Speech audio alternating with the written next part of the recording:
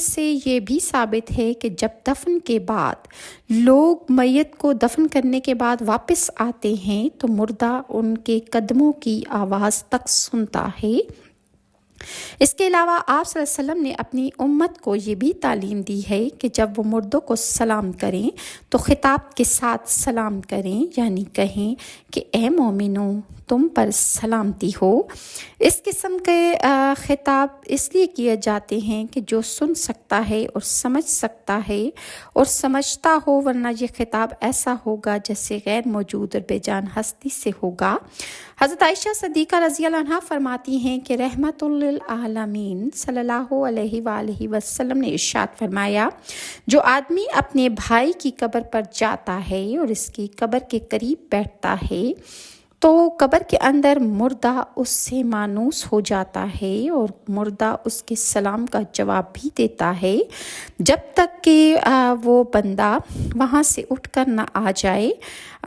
یہ حدیث کتاب القبور سے لی گئی ہے اور ابن ابی دنیا سے۔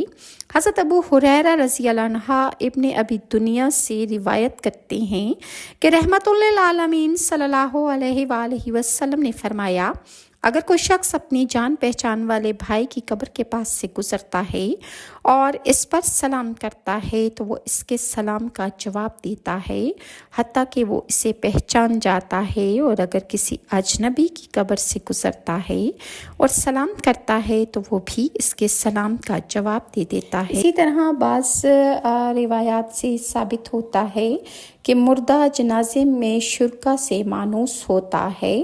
صحیح احادیث سے بھی یہی بات ثابت ہے کہ مردہ مدفون ہونے کے بعد جنازے میں شریک ہونے والوں سے مانوس ہوتا ہے۔ روایت کیا گیا ہے کہ مرض الموت میں عمرو بن العاص دیوار کی طرف رخ پھیر کر کافی دیر تک روتے رہے۔ آپ کے بیٹے نے آپ سے پوچھا کہ ابا جان آپ کیوں روتے ہیں؟ کیا اللہ کے رسول صلی اللہ علیہ وآلہ وسلم نے آپ کو فلاں فلاں خوشخبری نہیں دی تھی؟ لہٰذا عمرو بن العاص فرمانے لگے، ہم سب سے افضل توحید اور رسالت کے اقرار کو سمجھتے تھے۔ میری زندگی 3 مختلف حالات سے گزری ہے۔ ایک زمانے میں تو مجھے رحمت للعالمین سے بہت بغض تھا اور میں آپ کے قتل کرنے سے زیادہ کوئی چیز مجھے عزیز نہ تھی۔ اگر خدا نخواستہ میں اسی حالت پہ مر جاتا تو یقیناً میں دوزخیوں میں سے ہوتا۔